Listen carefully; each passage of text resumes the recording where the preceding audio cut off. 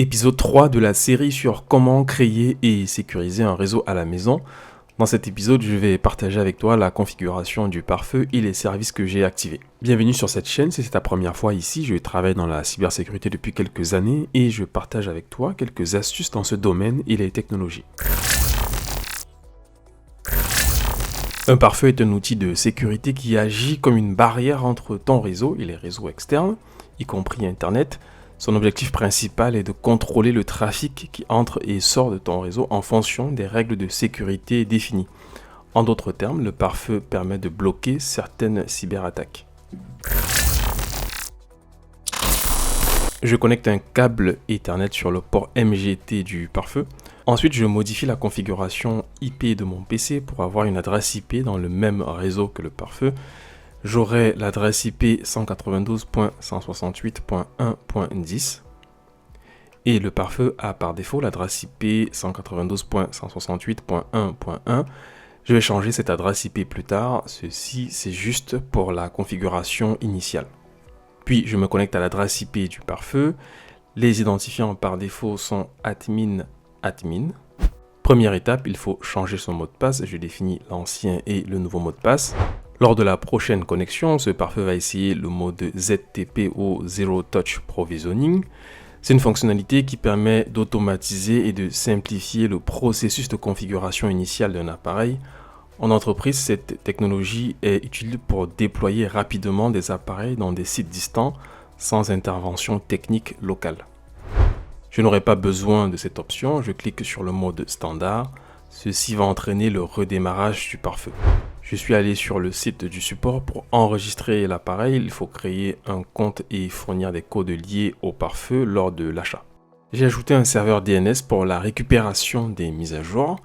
Ensuite, il faut aller dans le menu licence et sélectionner l'une de ces options pour installer la licence sur le pare-feu. Dans mon cas, voici toutes les licences activées. Ces licences vont activer des modules de filtrage avancés. J'ai aussi vérifié que la licence support est bien installée.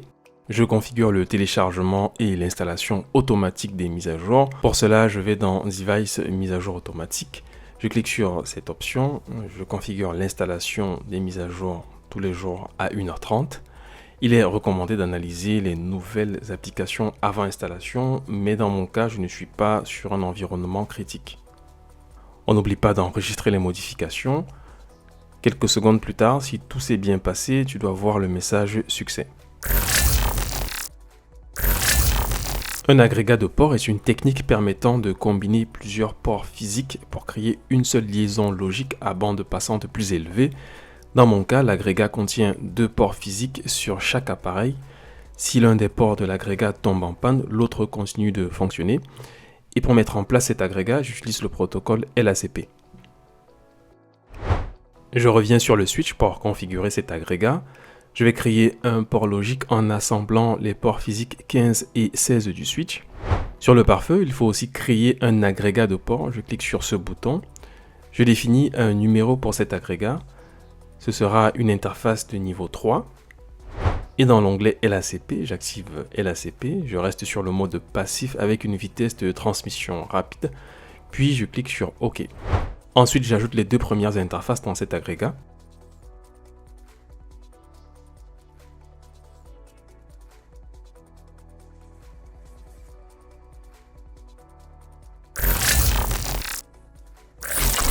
Pour rappel, voici les différents VLAN dont nous avons besoin dans cet exercice.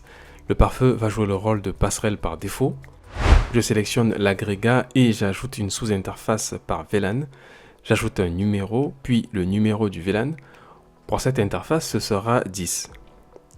J'ai créé un routeur VR-route. J'ai aussi créé une zone de sécurité. Elle s'appelle DMZ. Je parlerai plus tard des autres options d'une zone de sécurité.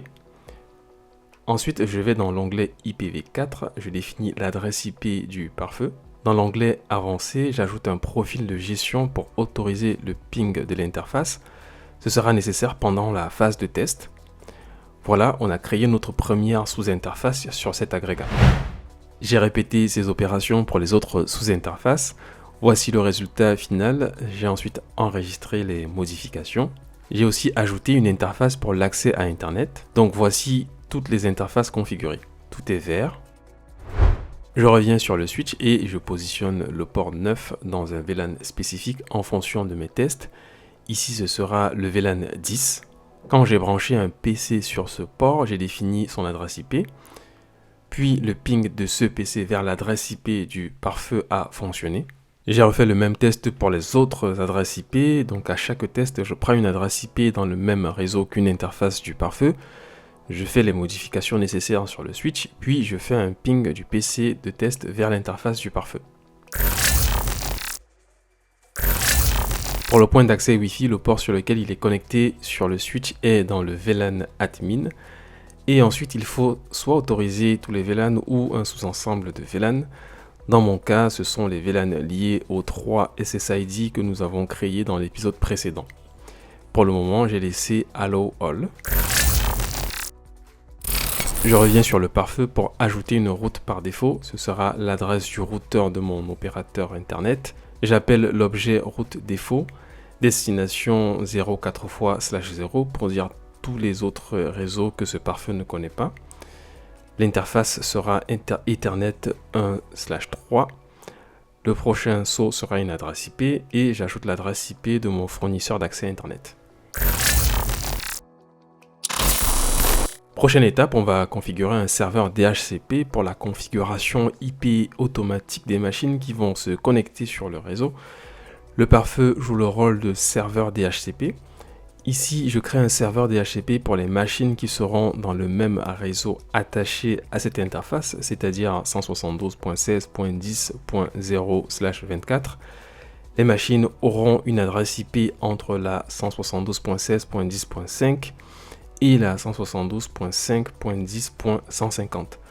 Je réserve les autres adresses pour mes tests. J'ajoute aussi la durée du bail. Chaque client va générer une requête de renouvellement de son adresse IP au bout de 24 heures. Dans l'onglet Options, j'ajoute la passerelle par défaut, le masque de sous-réseau, l'adresse du serveur DNS qui est aussi le pare-feu. Plus tard, j'ajouterai un serveur NTP. Sur mon PC de test, je vais dans les propriétés de l'interface. Tu peux voir que tout est configuré en tant que client DHCP. Voici l'adresse IP que ma machine obtient. Le chiffre 1 dans le cercle rouge indique l'adresse IP obtenue. Le chiffre 2 est le masque de sous-réseau. Le chiffre 3 est le bail DHCP. Tu peux constater qu'il est de 24 heures comme nous l'avions configuré précédemment. La passerelle par défaut et le serveur DHCP ont l'adresse IP 172.16.10.1. Le serveur DNS est 172.16.10.1. Si je reviens sur le pare-feu, je clique sur ce bouton. Tu peux voir que le serveur DHCP sur le pare-feu a attribué une adresse IP à cette machine, qui est ma machine de test. Il y a également la durée du bail et la date de début du bail. Et en bas, il y a le nombre d'adresses IP encore disponibles. J'ai aussi créé des serveurs DHCP pour les autres réseaux. À la fin, j'ai 5 serveurs DHCP. Dernière partie de cet épisode, on configure le serveur DNS. Encore une fois, c'est le pare-feu qui joue ce rôle dans mon exemple.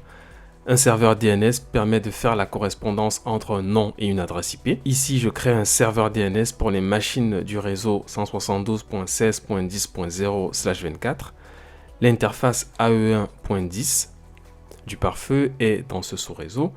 Et ici, j'ajoute au moins une adresse de serveur DNS. Ensuite, on peut ajouter des règles DNS ou ajouter des entrées statiques. Dans cette option, on peut grouper des noms et les envoyer à 2 serveurs spécifiques pour la résolution DNS.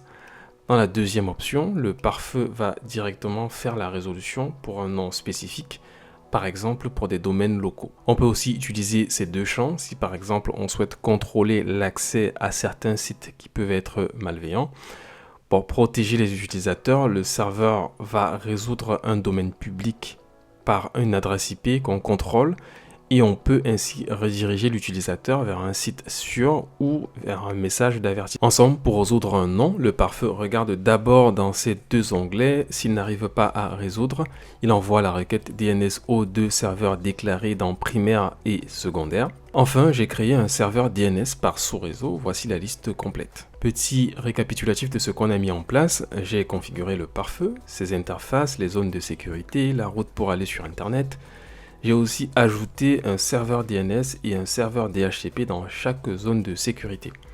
Dans le prochain épisode, on va ajouter un autre élément de configuration, créer des règles pour autoriser ou bloquer le trafic et tester. J'espère que tu as aimé ce contenu. En attendant le prochain épisode, tu peux aller regarder cette vidéo.